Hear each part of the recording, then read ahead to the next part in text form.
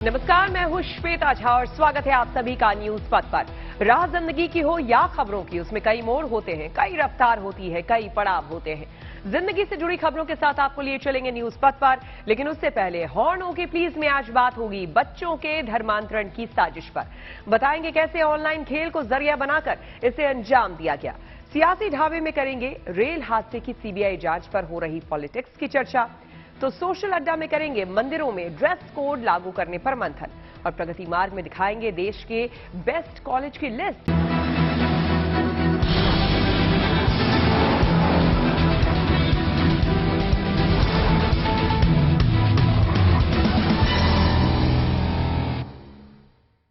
और आइए शुरू करते हैं न्यूज पथ पर सफर। सबसे पहले ऐसी तस्वीरें जिनका जिक्र सरेराह है। ये तस्वीरें सुर्खियों में भी है और सोशल मीडिया पर भी है। इनसे आपका बाखबर होना बेहद जरूरी है, क्योंकि चौराहे पर इन्हीं की चर्चा है। राजस्थान में कोटा समेत देश भर के जगन्नाथ मंदिरों में भगवान जगन्नाथ बीमार हो गए, जिसके बाद वहां मंदिरों को रथ यात्रा से पहले 15 दिनों के लिए बंद कर दिया गया। अब मंदिर में वैद्य भगवान का इलाज कर रहे हैं। ऐसे में पुजारियों और वैद्य के अलावा कोई वहां नहीं जा सकता। पुजारियों के मुताबिक ये सब परंपरा का हिस्सा है। पूर्णिमा के दिन स्नान के बाद 200 किलो आम के रस का सेवन करने से मंदिर में भगवान जगन्नाथ बीमार हो गए। भगवान के स्वास्थ्य को देखते हुए मंदिर में लगी घंटियों और सभी दरवाजों और खिड़कियों को बांध कर रखा गया है, ताकि वहां इलाज में किसी तरह की कोई दिक्कत न आए। अब भगवान जगन्नाथ का इलाज इसी तरह 15 दिनों तक लगातार होगा और तब तक के लिए भगवान क्वारंटीन रहेंगे। असम के नगांव जिले में कुछ छात्र स्कूल के बाहर डांस करते और गाना गाते नजर आए। दरअसल राज्य बोर्ड ने 12वीं क्लास का रिजल्ट घोषित कर दिया। इसके बाद अच्छे अंक लाने वाले छात्रों ने अपने अपने तरीके से इसका जश्न मनाया। कुछ छात्र स्कूल के बाहर जुटे और हाथों में ढोलक लेकर गाना बजाना शुरू कर दिया। इस साल आर्ट्स में 70%, कॉमर्स में करीब 80% और साइंस में 85% छात्र पास हुए। उत्तराखंड के ऋषिकेश में पूर्व सीएम हरीश रावत स्कूटर पर सफर करते नजर आए। इससे जुड़ा एक वीडियो भी सोशल मीडिया पर वायरल हो गया। बताया जा रहा है कि हरीश रावत ऋषिकेश में ट्रैफिक जाम में फंस गए थे। इस दौरान 1.5 घंटे तक वो वहीं जूझते रहे। फिर उन्होंने एक स्कूटर में लिफ्ट मांगी, तब वो जाम से निकल पाए। खबर है कि मध्य प्रदेश के भोपाल में बीजेपी सांसद प्रज्ञा सिंह ठाकुर ने जिस लड़की को फिल्म द केरला स्टोरी दिखाई थी, वो एक बार फिर से उसी युवक के साथ घर से भाग गई। लड़की के परिजनों ने आरोप लगाया कि 19 साल की उनकी बेटी को पड़ोस में रहने वाला यूसुफ नाम का युवक बहला फुसला कर ले गया। ये नर्सिंग की छात्रा है, जबकि दावा है कि यूसुफ आदतन अपराधी है। युवती की 30 मई को शादी होनी थी, लेकिन शादी से पहले ही वो अपने गहने और नकदी लेकर यूसुफ के साथ चली गई थी। लड़की के परिजनों का आरोप है कि यूसुफ ने उनकी बेटी के नाम से बैंक लोन लिया हुआ है, जिसकी किश्त भी उनकी बेटी भर रही है। परिवार की शिकायत पर जब पुलिस ने लड़की को बुलाकर पूछताछ की, तो उसने अपनी मर्जी से यूसुफ के साथ रहने की इच्छा जताई। यूपी के बहराइच में दूल्हे और दुल्हन की सुहागरात में मौत का मामला सामने आया। इस घटना से हर कोई हैरान है। नवविवाहित जोड़े की पोस्टमार्टम रिपोर्ट के बाद पुलिस ने डॉक्टरों के हवाले से बताया कि कमरे में ऑक्सीजन की कमी हुई, जिससे दोनों पति पत्नी की हार्ट अटैक से मौत हो गई। बताया गया कि शादी के दौरान घर में काफी खुशी का माहौल था। सभी लोग जमकर नाच गा रहे थे। फिर रात में सभी सोने चले गए, लेकिन जब लोग सुबह उठे तो दोनों की मौत हो चुकी थी। हालांकि परिवार के लोग अभी भी उनकी इस तरह मौत का सच कबूल नहीं कर पा रहे हैं। जिंदगी का सफर सुहाना हो, इसके लिए सावधान रहना जरूरी है। रोजमर्रा के आपाधापी में कुछ देर बैठकर सोचना समझना भी जरूरी है कि आपके आसपास क्या हो रहा है, और जो कुछ हो रहा है उससे हमारी जिंदगी, हमारा परिवार कैसे प्रभावित हो सकता है। इसलिए हॉर्न बजाकर बाखबर करने वाली खबर जरूरी होती है। और आज की ये खबर बच्चों के धर्मांतरण की साजिश से जुड़ी हुई है। चिंता की बात इसलिए ज्यादा है कि इसमें ऑनलाइन गेम को जरिया बनाया गया। बच्चों में ऑनलाइन गेम का क्रेज बहुत ज्यादा होता है, और कोई सोच भी नहीं सकता कि ऑनलाइन गेम से उनका ब्रेन वॉश किया जा सकता है, उनको एक खास धर्म की ओर मोड़ा जा सकता है, और यहां तक कि उनका धर्म बदला जा सकता है। लेकिन ये सब कुछ हुआ है। इस साजिश का पर्दाफाश दिल्ली के करीब गाजियाबाद में हुआ। पुलिस ने एक आरोपी को गिरफ्तार भी कर लिया है और इसकी जांच बड़े पैमाने पर हो रही है। लेकिन हम भी इस मामले में सतर्क रहें, इसलिए जरूरी है कि इस पूरे मामले को लेकर हॉर्न बजाया जाए।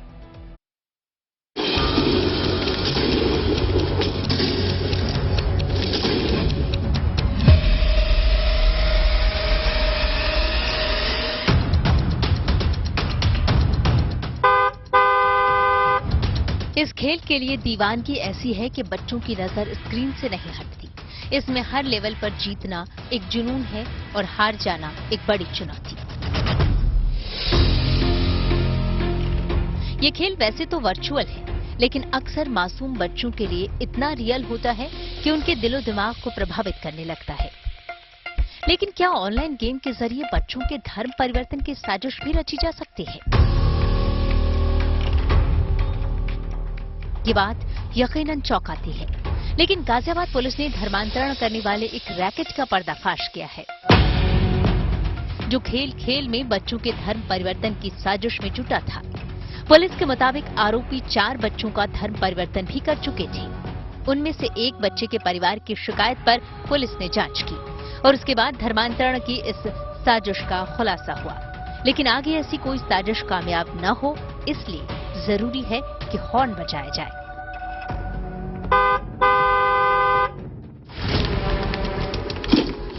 पहले आपको बताते हैं कि ऑनलाइन गेम के जरिए धर्मांतरण कैसे करवाई गई। पुलिस के मुताबिक ये काम सुनियोजित तरीके से किया जा रहा था। बच्चों को ऑनलाइन गेम फोर्टनाइट पर निशाने पर लिया जाता। वहां कुछ लोग हिंदू नामों से फर्जी आईडी बनाकर खेलते। हिंदू बच्चा जब गेम खेलते हुए हार जाता, तब उसे फंसाने की कोशिश होती। बच्चे को कहा जाता कि वो कुरान की कोई आयत पढ़े तो जीत जाएगा। बच्चा आयत पढ़कर फिर गेम खेलता तो जीत जाता। इस तरह बच्चे का भरोसा हासिल करके उसके ब्रेन वॉश की शुरुआत होती। इस पहले स्टेज के बाद बच्चे से चैटिंग ऐप डिस्कॉर्ड पर बातचीत की जाती, इस्लाम और उसके रीति रिवाज की जानकारी दी जाती और कट्टर इस्लामिक प्रचारकों के वीडियो दिखाए जाते। फिर डिस्कॉर्ड जो चैटिंग इंजन है, उस पर डॉक्टर जाकिर नायक, जिन पर प्रतिबंध लगा दिया गया था 2015 में भारतवर्ष में, उनकी वीडियो शेयर करी जाती थी। ये इस्लाम कबूल कर दिया करते थे और फिर और हार्डलाइनर और कट्टर बनने के लिए डॉक्टर तारिक जमील की वीडियोस इनको दिखाई जाती थी। इस तरह मासूमों के दिमाग पर कंट्रोल करने के बाद उनका धर्म परिवर्तन किया गया और उनसे एक एफिडेविट पर साइन करवा लिया गया। इस साजिश का पता पुलिस को तब चला जब एक परिवार ने गाजियाबाद की मस्जिद के एक मौलवी अब्दुल रहमान के खिलाफ शिकायत की। पुलिस ने जांच के बाद उसे गिरफ्तार कर लिया। पुलिस के मुताबिक अब्दुल रहमान गाजियाबाद की जामा मस्जिद में बच्चों को नमाज के लिए बुलाता था। इसी मस्जिद में जो गिरफ्तार आरोपी अब्दुल रहमान है, वो बतौर मौलवी के तौर पर काम करता था और अब्दुल रहमान ही लगातार जो गाजियाबाद में एक जैन धर्म का नाबालिग, एक हिंदू धर्म का नाबालिग था, उससे लगातार संपर्क में था। जब दोनों का धर्म परिवर्तन हो गया, उसके बाद दोनों नाबालिग परिवार से छुप छुपाकर किसी न किसी बहाने से इस मस्जिद में आते थे और यहाँ पर जो अब्दुल रहमान, जिसे गाजियाबाद पुलिस ने गिरफ्तार किया है, वो दोनों नाबालिगों को यहाँ पर इस मस्जिद में नमाज पढ़वाता था।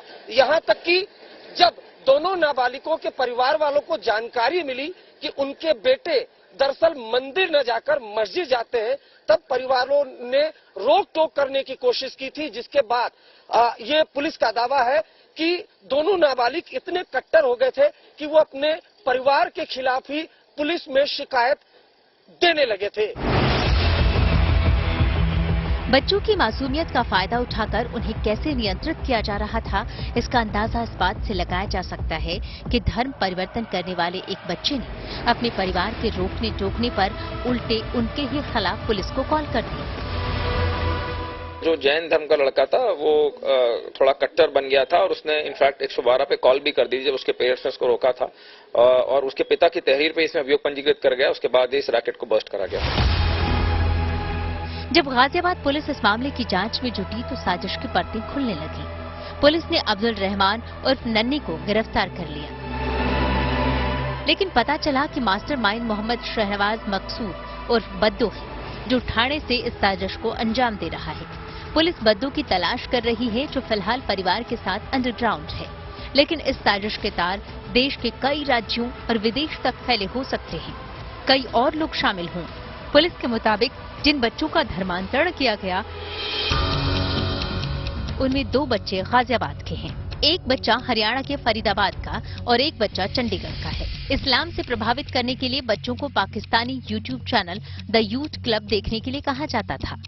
पुलिस के मुताबिक सोशल मीडिया ग्रुप में इन बच्चों के साथ कुछ यूरोप के लड़के भी शामिल थे, जिनका धर्म परिवर्तन किया गया था। संकेत साफ है कि इस साजिश का दायरा बड़ा हो सकता है। इसलिए इसकी जांच में सेंट्रल एजेंसियां भी जुड़ गई हैं। हर पहलू से इसकी जांच हो रही है। उम्मीद की जा सकती है कि जल्दी ही सभी आरोपी पुलिस की गिरफ्त में होंगे। लेकिन ऐसी साजिश से बच्चों को दूर रखने में हमें भी अपनी जिम्मेदारी निभानी होगी। ऑनलाइन गेम के झांसे में बच्चों का ब्रेन वॉश न हो, इसलिए उन पर नजर रखना जरूरी है। उनको खतरे से आगाह करना जरूरी है और हॉर्न बजाना जरूरी है। अरविंद ओझा के साथ bureau report, good news today. बच्चों के धर्मांतरण की साजिश का खुलासा गाजियाबाद पुलिस ने किया। पुलिस की जांच में क्या कुछ सामने आया और इस साजिश का मकसद क्या था, इस पर हमने बात की गाजियाबाद सिटी जोन के डीसीपी निपुण अग्रवाल से।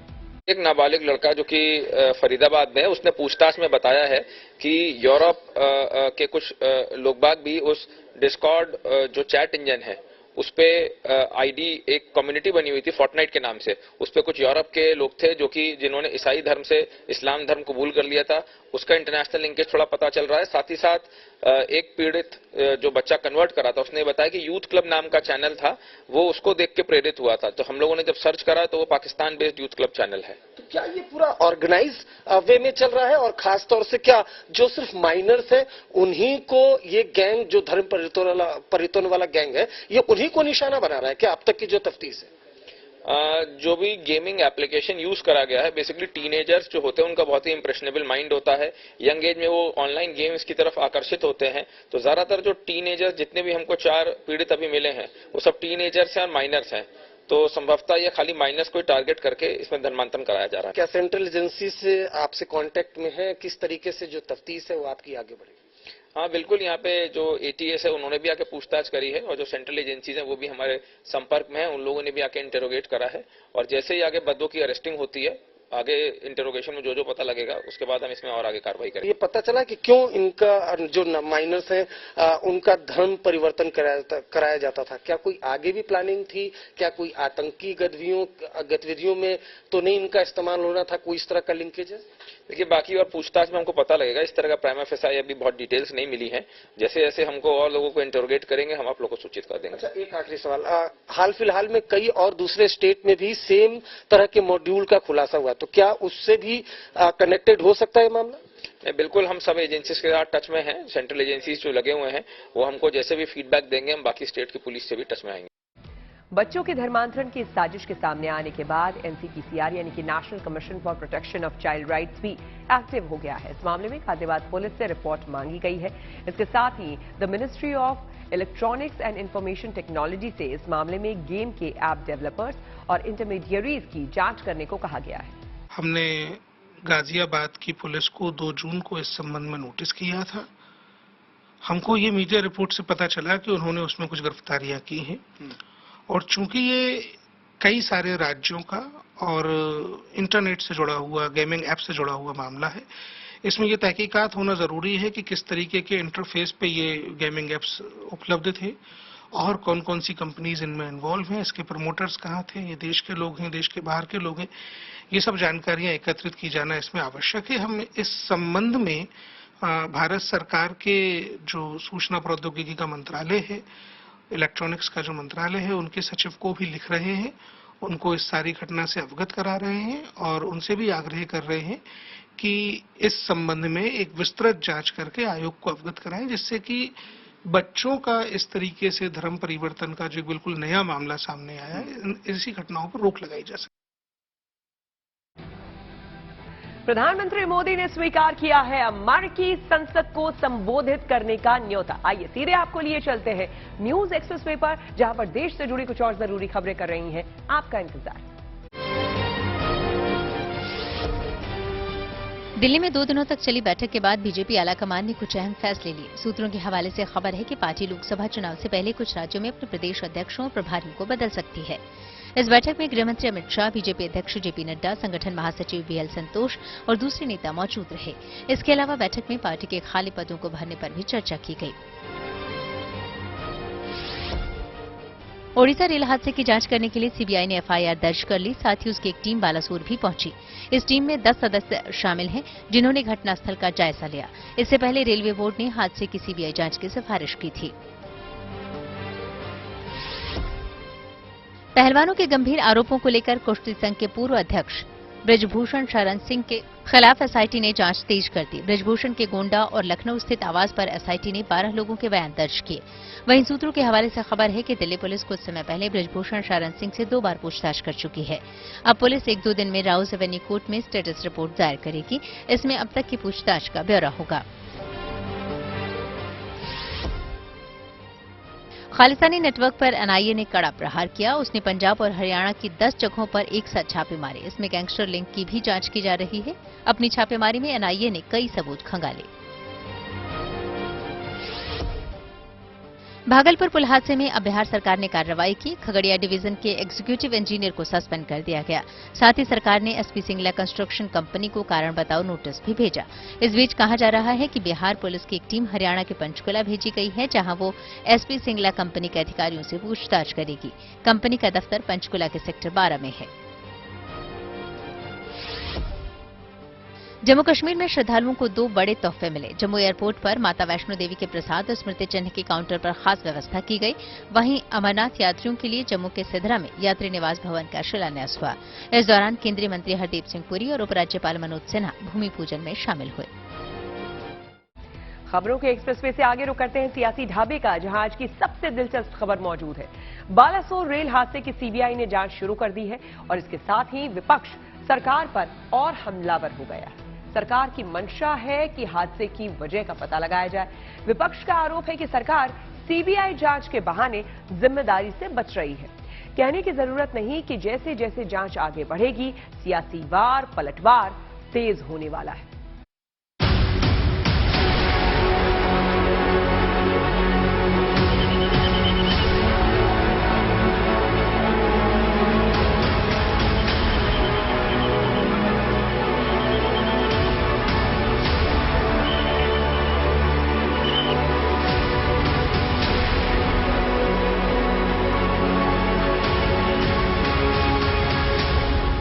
I said truth must come out. Let the good sense prevail. Truth must come out. इतना जिंदगी चला गया, इतना आदमी का मौत हुआ। अभी आर्गुमेंट करने का टाइम नहीं है। कैसे हुआ, इतना जिंदगी चला गया और सच बाहर में आए हमेशा। ममता बनर्जी चाहती हैं कि बालासोर रेल हादसे की सच्चाई सामने आए, लेकिन विडंबना ये है कि सच्चाई सामने लाने के लिए जो सीबीआई जांच हो रही है, उसी पर सियासत शुरू हो गई। टीएमसी कह रही है कि सीबीआई हादसे की जांच नहीं कर सकती और बीजेपी हादसे के लिए टीएमसी पर सवाल उठा रही है। सीबीआई को इसमें आना नहीं चाहिए था। सरकार सीबीआई को लगा है, मतलब सरकार बोलता है कोई क्रिमिनल एक्ट हुआ है।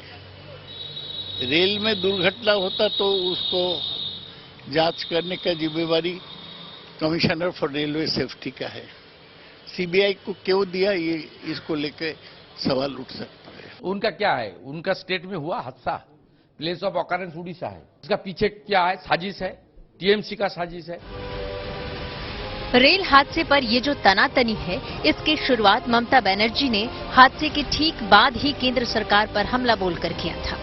होते होते बात यहां तक पहुंच गई है कि रेल हादसे पर संवेदना की जगह सियासत हावी है। हादसे की सीबीआई जांच पर कांग्रेस को भी गहरा ऐतराज है। जयराम रमेश ने ट्वीट करके याद दिलाया कि 2016 में साजिश की आशंका देखते हुए कानपुर रेल हादसे की जांच एनआईए को दी गई थी, लेकिन उस मामले में जांच एजेंसी ने अंतिम रिपोर्ट नहीं दी। कांग्रेस के मौजूदा अध्यक्ष और कभी रेल मंत्री रहे मल्लिकार्जुन खड़गे ने बाकायदा प्रधानमंत्री को पत्र लिखकर सीबीआई जांच पर सवाल खड़े किए हैं। कांग्रेस की ओर से दलील दी जा रही है कि सीबीआई का काम अपराध की जांच करना है, हादसों का नहीं। कहां नैतिकता लेकर नैतिक जिम्मेदारी का वहन करते हुए सरकार को और इनके मंत्री को इस्तीफा देना चाहिए, और कहां नई नई थ्योरी, एक इंद्रजाल रच दिया गया है। डेलिबरेट इंटरफेरेंस, मतलब जानबूझकर हस्तक्षेप किया गया, इसलिए ट्रेन डिरेल हो गई। जवाबदेही का जा नहीं है इस सरकार में।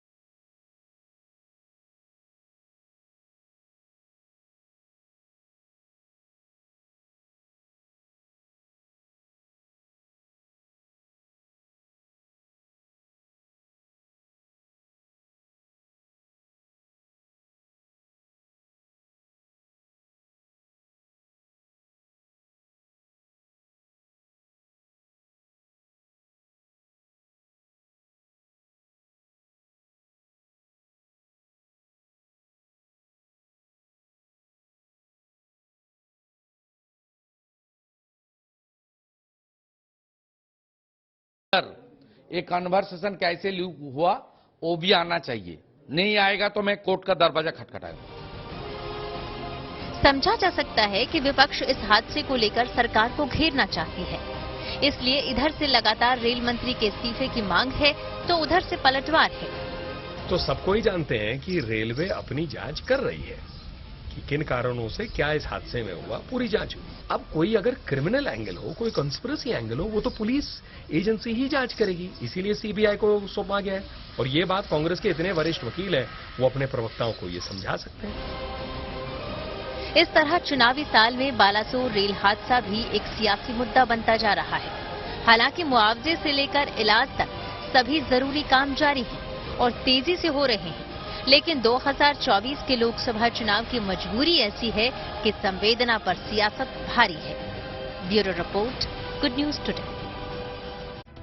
और अब वक्त है धन बाजार का, जहां शेयर बाजार से लेकर कारोबार तक की सभी अहम खबरें होती है और इसका सीधा रिश्ता आपकी आमदनी आपकी जेब से होता है। तो तेज रफ्तार खबरों के बीच ये जरूरी खबरें कहीं छूट ना जाए, इसलिए आपको हम सीधे लिए चलते हैं धन बाजार। शेयर बाजार में काफी उतार चढ़ाव देखने को मिला। सेंसेक्स 5 अंक की मामूली बढ़त के साथ 62,792 पर बंद हुआ। निफ्टी में भी 5 अंकों की तेजी रही। निफ्टी 18,599 पर बंद हुआ। दिल्ली सर्राफा बाजार में सोना महंगा, चांदी सस्ती हुई। 375 रुपए के उछाल के साथ 10 ग्राम सोने की कीमत बढ़कर 60,775 रुपए हुई। चांदी 50 रुपए फिसली। 1 किलोग्राम चांदी की कीमत 72,950 रुपए हुई। सरकार पब्लिक ट्रांसपोर्ट के लिए इलेक्ट्रिक वाहनों के विकल्प पर विचार कर रही है और इसके लिए योजना भी बना रही है। इस बात का खुलासा प्रधानमंत्री के सलाहकार तरुण कपूर ने दिल्ली में इलेक्ट्रिक ट्रांसपोर्ट को लेकर आयोजित एक कार्यक्रम में कही। उन्होंने कहा कि सरकार अब इलेक्ट्रिक वाहनों को बढ़ावा देने के लिए एक नीति लेकर आने वाली है। इस नीति में सरकार डीजल से चलने वाले वाहनों की जगह इलेक्ट्रिक वाहनों को बढ़ावा देने की कोशिश करेगी। जापान की कार निर्माता कंपनी होंडा भारत में 5 नए एसयूवी लॉन्च करने की तैयारी में है, जिसमें एक इलेक्ट्रॉनिक मॉडल भी होगा। इसके लिए होंडा ने साल 2030 तक का लक्ष्य रखा है। कंपनी के एक वरिष्ठ अधिकारी ने ये जानकारी देते हुए कहा कि हम भारत में अपने को एक बार फिर आजमाना चाहते हैं। आरबीआई की एमपीसी यानी मौद्रिक नीति समिति की बैठक मंगलवार से शुरू हो गई है। ये बैठक अगले 3 दिनों तक चलेगी। 8 जून को आरबीआई रेपो रेट को लेकर अपना फैसला सुनाएगा, जिसका सबको इंतजार है। यानी लोन सस्ता होगा या महंगा, इसकी तस्वीर 8 जून को साफ हो जाएगी। हालांकि आर्थिक जानकारों का मानना है कि आरबीआई रेपो रेट में कोई बदलाव न करके लोगों को राहत दे सकता है। और अब रुक करते हैं प्रगति मार्ग का, जहां ऐसी खबरें हैं जो कि देश की तरक्की, प्रगति और लोगों की काबिलियत दिखाती है। देश भर में लाखों छात्र हायर एजुकेशन के लिए कॉलेज में दाखिला लेने का इंतजार कर रहे हैं। ऐसे में केंद्रीय शिक्षा मंत्रालय की तरफ से साल 2023 की NIRF यानी कि नेशनल इंस्टीट्यूशनल रैंकिंग फ्रेमवर्क जारी की गई है। इस बार 13 अलग अलग कैटेगरी में जारी की गई इस रैंकिंग में देश भर के तमाम सरकारी और प्राइवेट यूनिवर्सिटीज, IIT, IIM जैसे बड़े संस्थानों को शामिल किया गया है। लगातार 5वीं बार IIT मद्रास ने ओवरऑल कैटेगरी में अपनी नंबर 1 की पोजीशन बरकरार रखी है, जबकि ये लगातार 8वीं बार है कि IIT मद्रास को बेस्ट इंजीनियरिंग इंस्टीट्यूट की टॉप रैंकिंग मिली है। देश के टॉप मैनेजमेंट कॉलेज की बात करें तो IIM अहमदाबाद रैंकिंग में सबसे ऊपर है, जबकि टॉप 10 बिजनेस स्कूल कैटेगरी में 3 इंजीनियरिंग कॉलेज शामिल हैं। NIRF रैंकिंग की बेस्ट यूनिवर्सिटी कैटेगरी में IISc बैंगलोर पहले नंबर पर है। इसके बाद दूसरे नंबर पर दिल्ली की JNU और तीसरे नंबर पर जामिया मिलिया इस्लामिया यूनिवर्सिटी है। टॉप 10 यूनिवर्सिटी की लिस्ट में 3 प्राइवेट यूनिवर्सिटी ने भी जगह बनाई है। वहीं बेस्ट मेडिकल कॉलेज कैटेगरी में दिल्ली का एम्स सबसे ऊपर है। इसके बाद चंडीगढ़ का post graduate institute of medical education and research और तीसरे नंबर पर वेल्लोर का क्रिश्चियन मेडिकल कॉलेज है। चेन्नई के Savita institute of medical and technical sciences को बेस्ट डेंटल कॉलेज चुना गया है। दूसरे नंबर पर Manipal college of dental sciences और तीसरे नंबर पर पुणे का डॉक्टर DY पाटिल विद्यापीठ है। देश के टॉप लॉ इंस्टीट्यूट की बात अगर हम करें तो इसमें पहली रैंकिंग बेंगलुरु की national law school of India university को मिली है। दूसरे नंबर पर दिल्ली की नेशनल लॉ यूनिवर्सिटी और तीसरे नंबर पर हैदराबाद की नालसा यूनिवर्सिटी ऑफ लॉ है। देश के टॉप एग्रीकल्चर कॉलेज की लिस्ट में नई दिल्ली के इंडियन एग्रीकल्चरल रिसर्च इंस्टीट्यूट पहले नंबर पर है। इसके बाद करनाल का नेशनल डेयरी रिसर्च इंस्टीट्यूट और पंजाब एग्रीकल्चरल यूनिवर्सिटी के नाम है। इनोवेशन के मामले में IIT कानपुर ने बाजी मारी है। इनोवेशन कैटेगरी में इस संस्थान को टॉप पोजीशन मिली है। न्यूज पथ पर अब सोशल अड्डा पर थोड़ा सा रुकते हैं और आज के मुद्दे पर लोगों की राय जानते हैं। सोशल अड्डा में आज का मुद्दा मंदिरों में ड्रेस कोड का है। महाराष्ट्र के मंदिरों में पहनावे को लेकर श्रद्धालुओं के लिए कुछ नियम लागू किए गए हैं। इससे पहले उत्तर प्रदेश के मुजफ्फरनगर में भी इसी तरह की अपील की गई थी और अब हरिद्वार के कुछ मंदिरों में श्रद्धालुओं से अपील की गई है कि वो मंदिरों में छोटे कपड़े पहनकर न आए।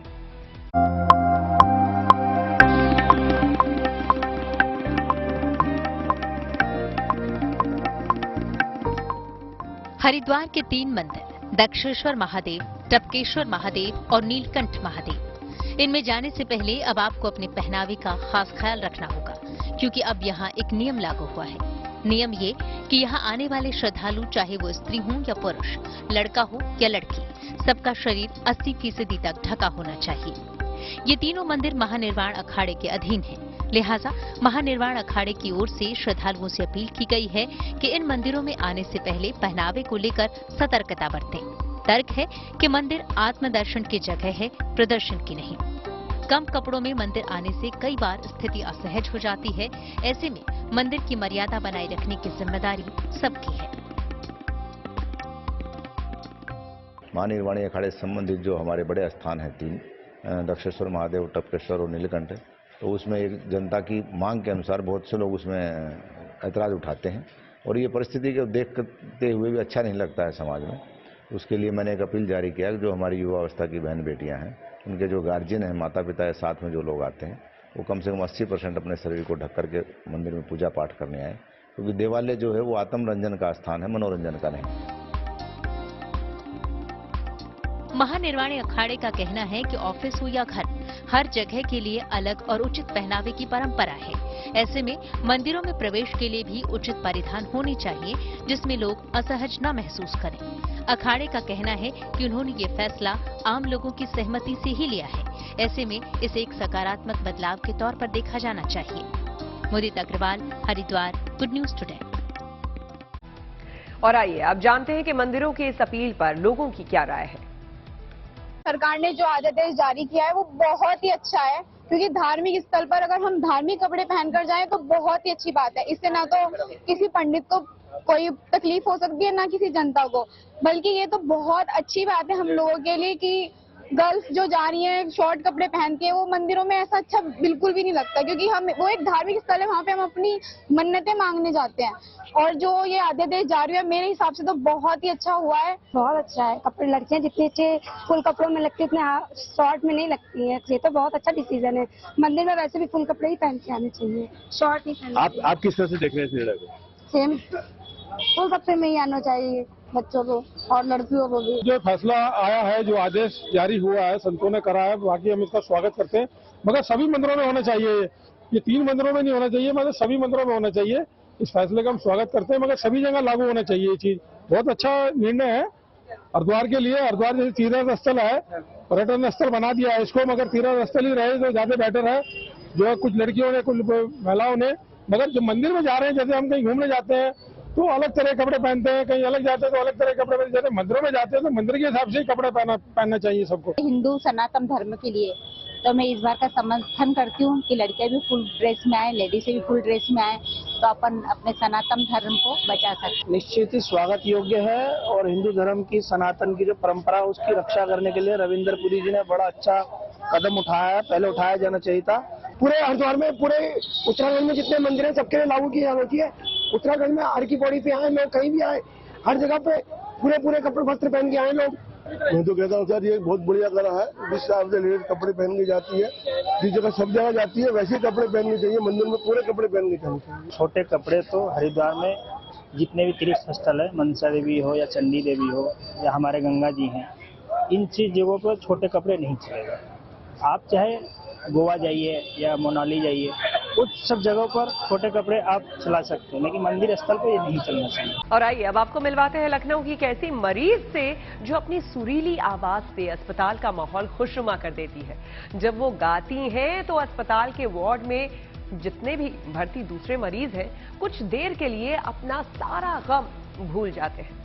ठुमक चलत रामचंद्र, ठुमक चलत रामचंद्र, बाजत खजनिया, ठुमक चलत रामचंद्र।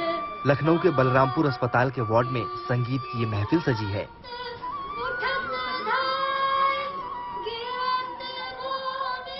और वहाँ भर्ती मरीजों के मन को सुकून देने वाली ये सुरीली आवाज है मीनू की।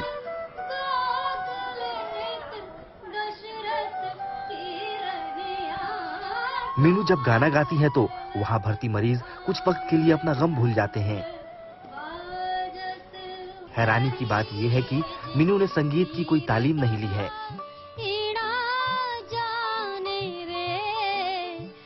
लेकिन जब वो गाती हैं तो उनकी आवाज मरहम का काम करती है।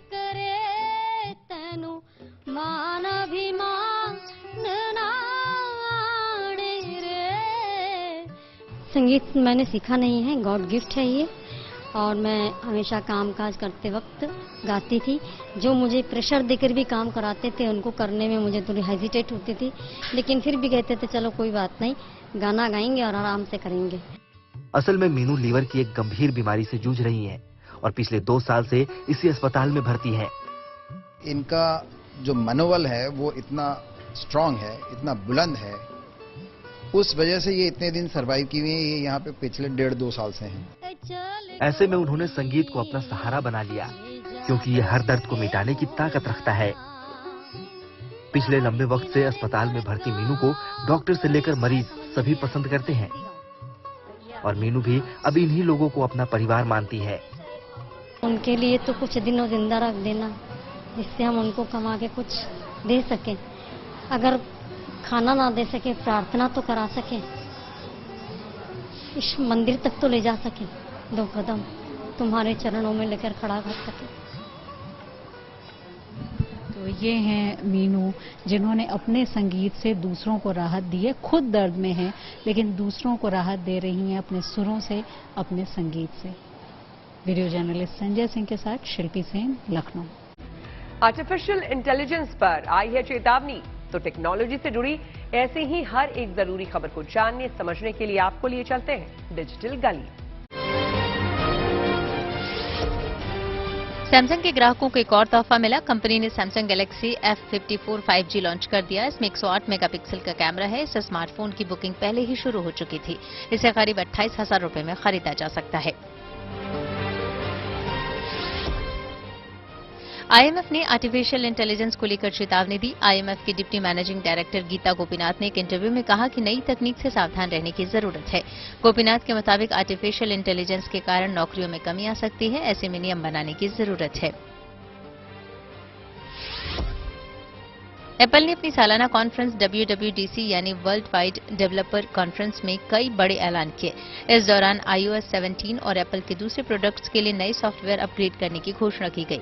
वहीं कंपनी ने 15 इंच डिस्प्ले वाला दुनिया का सबसे पतला लैपटॉप मैकबुक एयर लॉन्च किया। इसकी शुरुआती कीमत 1,34,000 रुपए है।